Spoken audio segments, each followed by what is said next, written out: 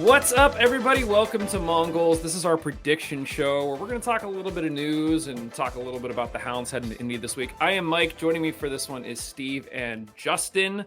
Gentlemen, thank you for joining me this afternoon.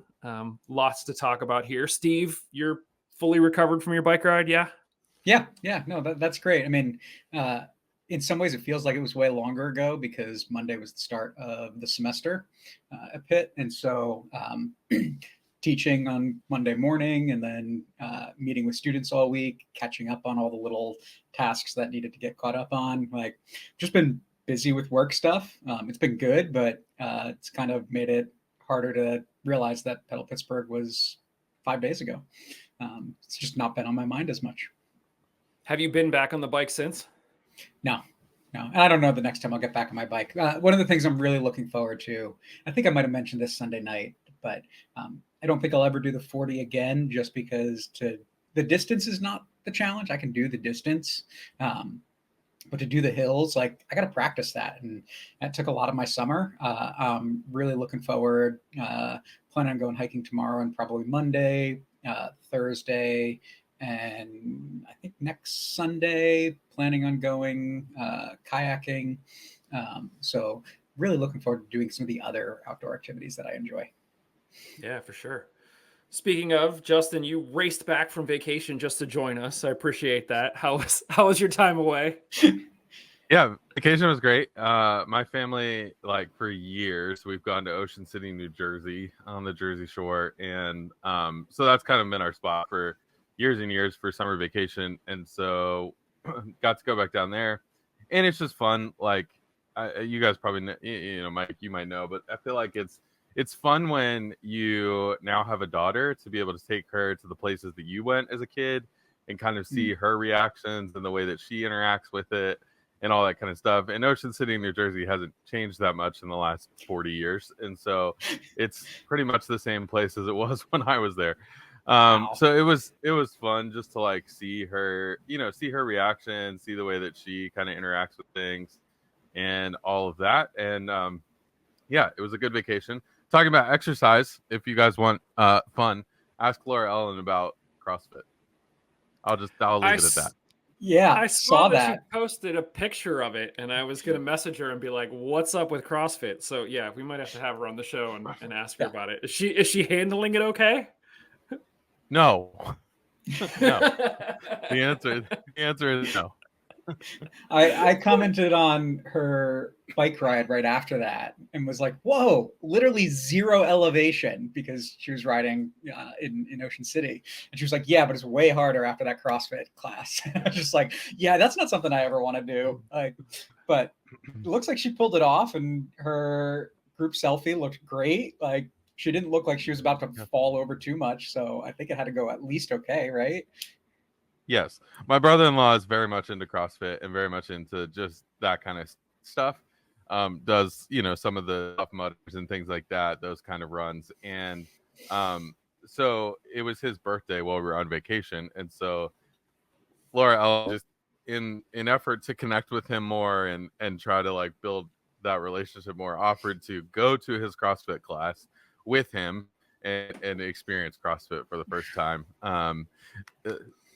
Safe to say they did very different levels of CrossFit, but they and he came back perfectly fine, and then she came back very sore. So Awesome. Well, guys, let's get to the news. There's a number of things that I want to pick your brain about. So first off, I mentioned this, I think, during the pre-gaming show with Eric Dick, but we had a number of guys that got named to the USL Team of the Week this past week after a 3-0 win over Birmingham. Luke Biasi and Ed Kizza were both named to the first team. Eric Dick was named to the bench. I asked Eric if he was felt at all slighted because he didn't make the first team. He said he really didn't care, which like I expected, but the bluntness of it was great. So if you've missed that, go check out that episode. We talked for a while. Great dude, just lots of insight, really personal, really good stuff. So go check that out. We are going to be playing Indy 11 this week, but Indy 11 also already played this past Tuesday in the Open Cup. They lost 2-0 to Sporting KC, which means that Sporting KC and LAFC will now play each other in the finals. Guys, my question for you is, there was a lot of discussion around the Open Cup at the beginning of the season because MLS was throwing a fit because they didn't want to participate because they had their own tournament that they created through Apple and blah, blah, blah, blah, blah. Now that we're basically at the end, there's a final with 2 MLS teams in it. What's your overall take on the USL or on the US Open Cup this season and sort of this new format? Steve, I'll start with you because I have a feeling you might have a slightly different take than Justin. Maybe not. So the Open Cup is fantastic for lower division soccer, everything from amateur up to USL Championship, because it gives teams an opportunity to play places they'd never play. It gives teams the opportunity to get exposure. I think it's good for players as well. I mean, gives players the opportunity to develop and test themselves and potentially get looked at by higher division teams. And I want MLS to be fully in it. And this year, just kind of both because the Hounds didn't progress, but also with the lack of all of the MLS teams in it, some of them having their next pro sides in it, it just kind of takes away from it for me because I want the chance for the Hounds to go on a run like they did last year every year. And I want every USL team for that. I want every amateur team to have the chance to do that, not just a couple of teams that might last.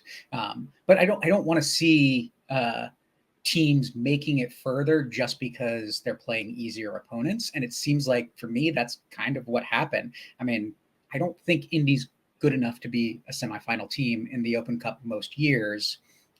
Maybe they are, but I don't think they are when we're looking at how good they are in the league. And yet here they were in the semifinals. And I think that's more because they had an easier road than we in Birmingham had last year, than Sacramento had the year before that. Right. Like I don't like that. I want us to have the opportunity to test ourselves against the best possible oppositions at every level or every round of the Open Cup. Justin, do you agree with that take? Yeah, I'm sort of the same. I just don't care like this year. And it's frustrating because I want to care about the Open Cup and I want the Open Cup to be a thing that everybody cares about. But this year has made it hard for me to care. And when you kind of put it in the context of the larger soccer world, we just saw some very fun results in the Carabao Cup the other day in England with Ipswich getting knocked out by a 4th division team, just different things like that happening. Kind of, and then you think about even Champions League. What was it? Praha made the Champions League for the first time in 19 years.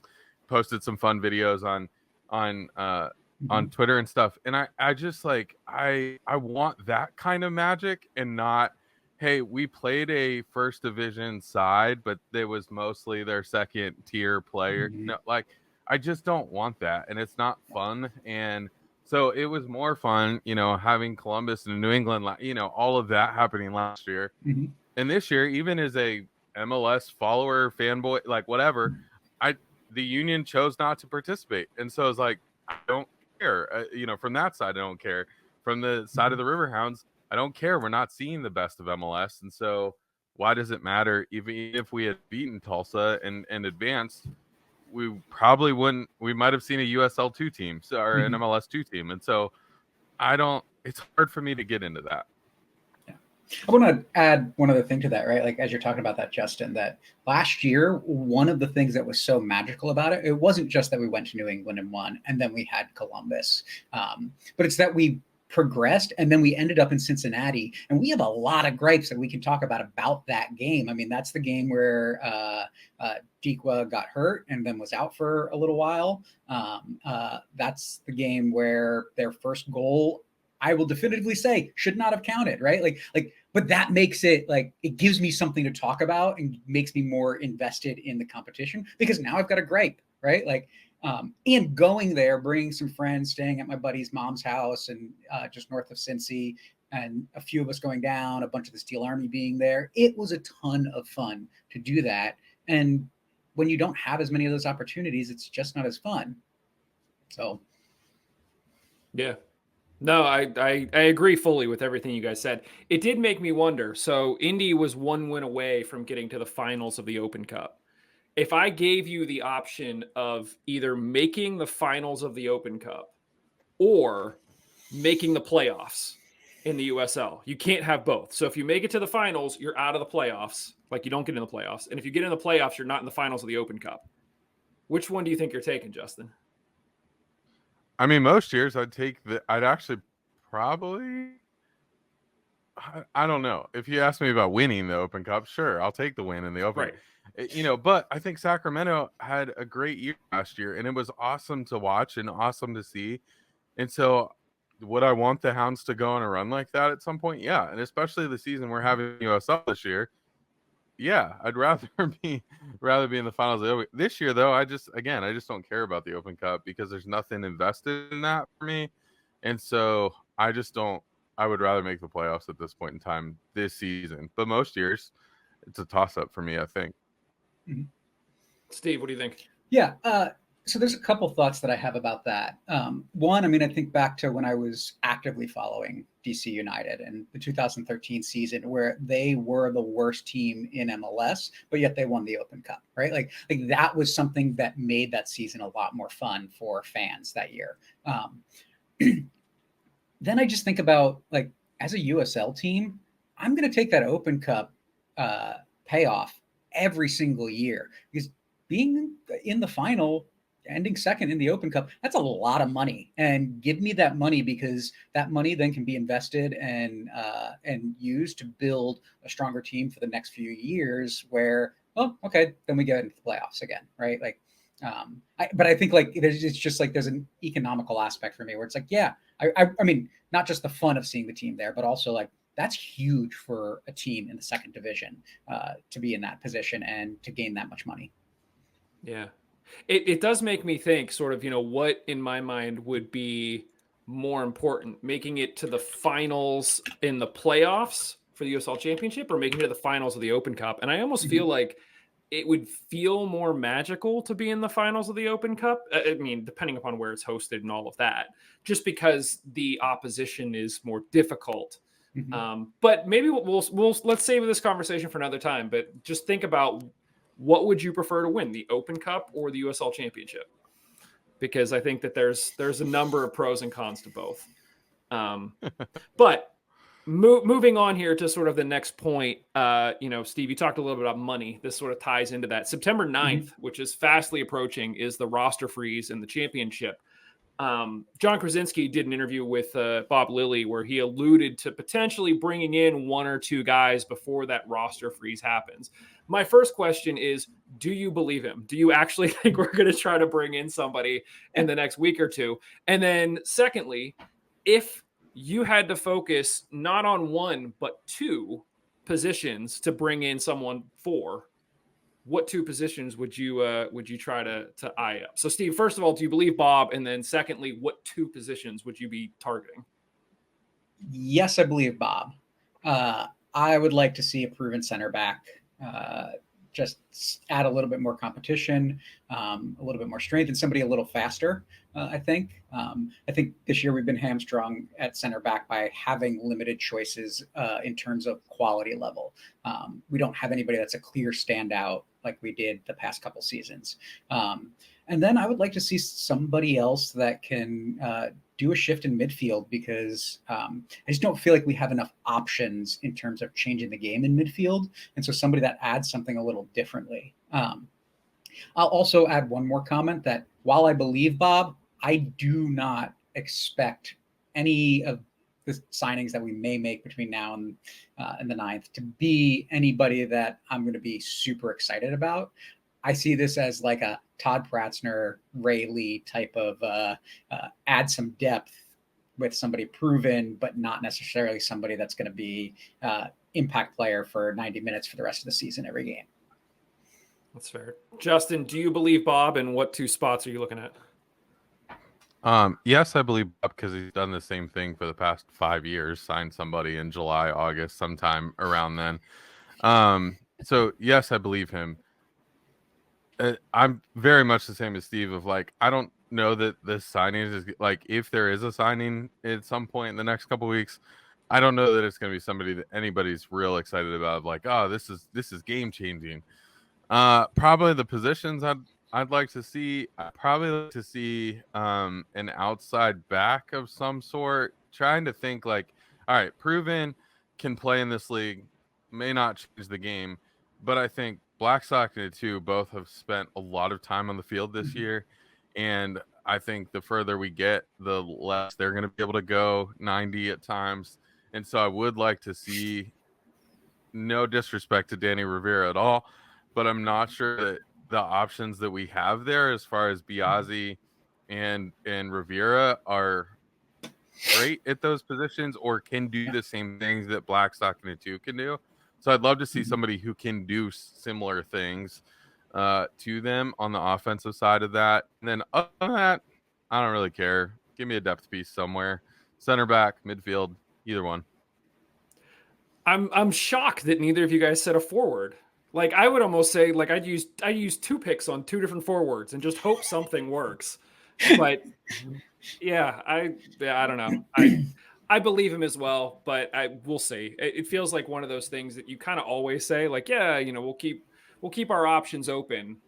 But in terms of, I don't want to accuse Bob of not being flexible this season, but there have been a number of times where he could be flexible and try new things, and he's chosen not to. So I'm just not convinced that we're going to start adding players and trying different things at this point. So we'll see. A few weeks to go. So, the only reason I don't say a forward is I think for me it's like I'm trying to be realistic, and I don't think there's a forward that we could find that would add anything more than what we currently have, right? And so why spend the money on a position where we're going to just be putting in somebody that's at the same level of the 4 guys we've already got? Makes sense. Yeah. One other bit of news, Indy signed defender Hayden White, who should be available to take on the Hounds this weekend. He previously spent time in the EFL, largely with Walsall.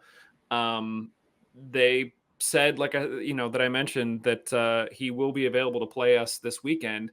Do you guys have any thoughts on sort of we just said, it might be difficult to bring somebody in and sort of plug them in and have them do well.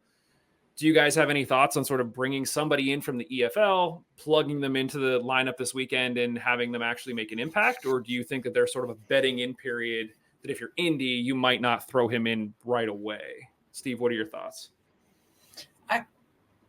I don't know. I know nothing about this guy, so I really don't know how good he is. I think this is more a statement by Indy saying the weakest position we've got is at the back. And so trying to find something that can stabilize their pretty poor concession record.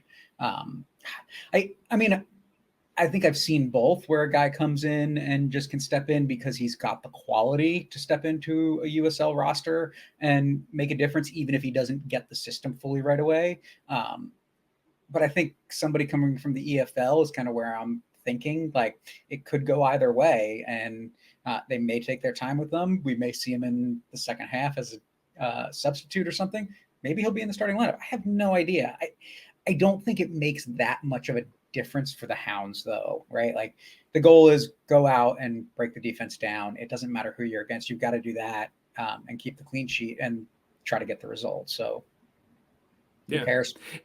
It'll be interesting because it felt like they were kind of making a big deal that he's coming from the EFL, but he primarily played in League One and League Two, like not even in the championship. So this is where we might see, where does the USL potentially match up, at least talent-wise, with sort of League One and League Two?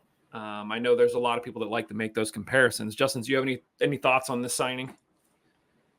Yeah, I think it depends on your system, right? Like if you're, of the teams that I watch, I think the Hounds and probably then Brighton as well play very kind of complicated systems for center backs as far as playing a back 3.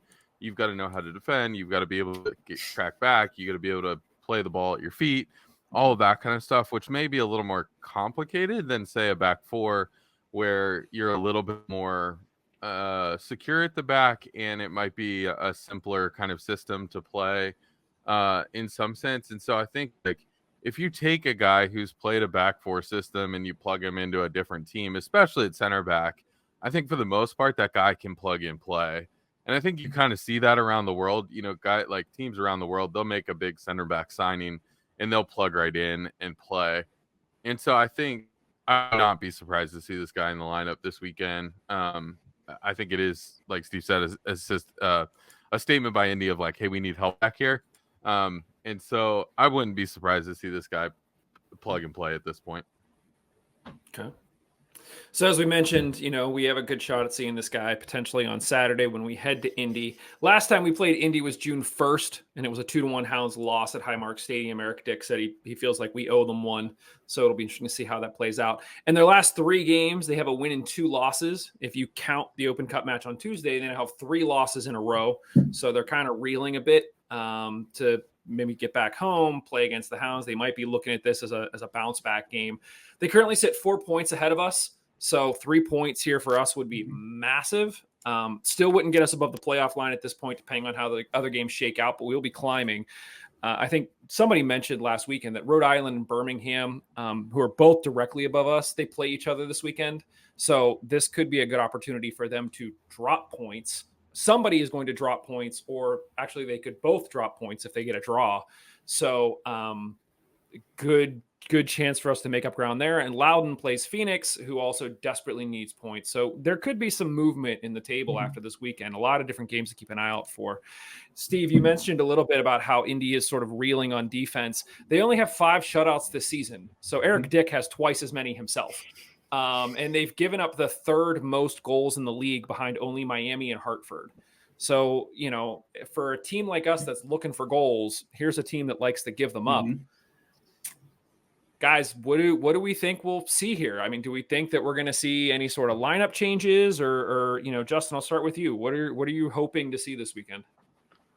I think I really liked your conversation with Eric Dick, and I think one of the things that stood out to me that he kind of said, it kind of indicated that he didn't say it directly, but just teamwork and believing in each other. And you had asked him about shutouts, and he said, hey, well, this is how, defenders prevent across the outside, cut out across the outside, the midfielders prevent the through ball, the forwards with their back pressing, all that kind of stuff. And I think here's the thing, when you're down to kind of where the Hounds are in the season, hey, you got 8 games left or whatever, you gotta get above the playoff line. You're not there yet. You've got some games against teams that you can make a movement on, like Indy this weekend. It really is about, hey, how do you play as a team? Like, how to rally each other? Because you can do all the training you want, but when push comes to shove on the field on Saturday, how do you gel as a team? How do you start working together? How do you play for each other? All of that kind of stuff. And so it's just encouraging to hear, Pat Hogan a couple weeks ago, Eric Dick this week, talk about, hey, we have to play for each other, and we have to figure out how to fight for each other on the field. And that is what's going to get you a win. And so I'm not super particular. I want wins. We need wins. What I don't want to see is a collapse. And so I think we've got to figure out how to continue to fight for each other, continue to put good shifts in. And if that ends up as a draw a week or 2 here or there, sure. Losing 4-0 at this point is not an option. So how do you at least get a draw on the road in Indy? But can you fight and get the win and say, all right, they beat us at our house, we got to go beat them at theirs, and get that win. And so that's what I'm hoping for. It's just a hard fought game, and hopefully coming home with 3 points. Yeah. Steve? No, I really appreciate Justin talking about Eric's conversation and that playing as a team. For me, I'm looking at this game and do whatever you've got to do to go in and get 3 points. You're not playing a team that's very good, despite their Open Cup run. You're talking about a team that in the league, they've won once since the middle of June, right? Like, they're not a team that is likely to win a game if the other team is playing well. And so go out, play well, keep them off the board, score a goal or 2, and take 3 points from Indy. Yeah. I don't disagree with anything that you guys said. I think that it will be interesting to see for a team that has struggled to score as much as we have to go into Birmingham and get 3 sort of again reinforces the fact that we can, We just need to sort of put the pieces together. And this feels like an opportunity. Indy played Tuesday night. It was a high emotional game. It ended up going late because there was a rain delay. So they're not going to be 100% taking, us on. It is at their place. But at the same time, Dick talked about how he's from Indy. He's going to have a lot of family there that he's playing in front of for the first time. So there's going to be an emotional lift for the Hounds as well. So I think I agree with everything you guys said. I don't want to see a collapse.